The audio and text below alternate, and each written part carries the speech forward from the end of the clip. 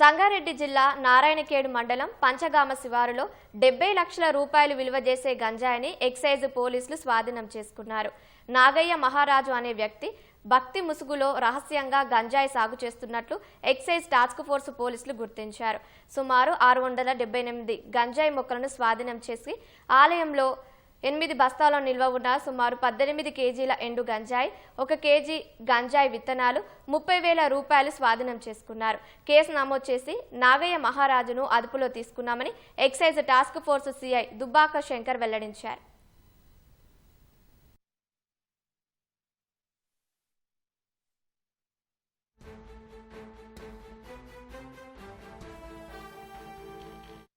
Panchagama village లో నాగయ్య అనే బాబా గారి గుడి బ్యాక్ సైడ్ వ్యవసాయ భూమిలో 678 మొక్కలు ప్లస్ 18 కేజీల గాంజాయి, 1 కేజీ ఇత్తనాలు, 30,000 రూపాయలు కూడా సీజ్ చేయడం జరిగింది. ఆయన దగ్గర వేయింగ్ మిషన్ కూడా ఉన్నది.